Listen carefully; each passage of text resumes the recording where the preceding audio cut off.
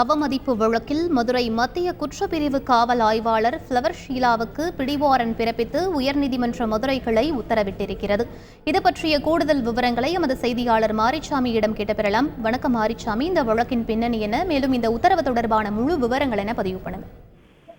நீதிமன்ற அவமதிப்பு வழக்கு ஒன்று கோர்ட் கண்டம்ட் வழக்கில் மதுரை மத்திய குற்றப்பிரிவு காவல்துறை ஆய்வாளர் ஃப்ளவர் ஷீலா அவருக்கு உயர்நீதிமன்ற மதுரை கிளையானது பிடிவாரண்ட் பிறப்பித்து உத்தரவு பிறப்பித்திருக்கிறது. அடுத்த வழக்கு விசாரணையின் போது வழக்கு குறித்த ஆவணங்களுடன் உயர்நீதிமன்ற மதுரை கிளையில் காவல் ஆய்வாளரை ஆஜர்படுத்த நீதிமன்ற பதிவாளருக்கும் உத்தரவு பிறப்பிக்கப்பட்டிருக்கிறது.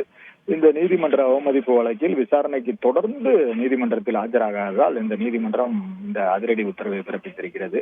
வழக்கின் பின்னணி பார்த்தோம்னால், மதுரை தெற்கு வெளி வீதியைச் சேர்ந்த அப்துல் ஜாபர் என்பவர் உயர்நீதிமன்ற மதுரை கிளையில் ஒரு கோர்ட் கண்டம்ட் நீதிமன்ற அவமதிப்பு வழக்கினை தொடர்கிறார். அதில் நிலப்பிரச்சனை தொடர்பாக கடந்த 2014 என் மீது வழக்கு பதிவு செய்யப்பட்டது. அது தொடர்பான விசாரணை கிடப்பில் போடப்பட்டதால் வழக்கை விரைவாக முடிக்க கோரி உயர்நீதிமன்ற மதுரை கிளையில் வழக்கு தாக்கல் செய்திருந்தேன். இந்த வழக்கை விசாரித்த உயர்நீதிமன்ற மதுரை கிளை கடந்த 2022 ஜூலை மாதம் 2 மாதங்களுக்குள்ளாக காவல்துறையினர் வழக்கை விசாரித்து இறுதி அறிக்கையை கீழமை நீதிமன்றத்தில் தாக்கல் செய்ய வேண்டும் என உத்தரவு பிறப்பித்தார்கள்.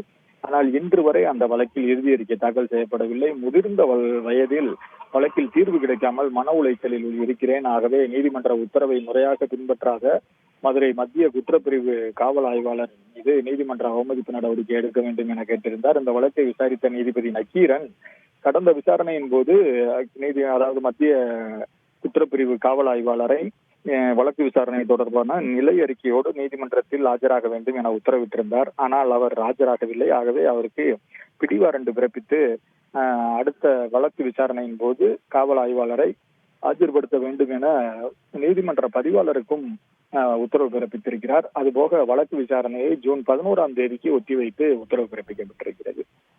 விவரங்களுக்கு நன்றி மாரிச்சாமி.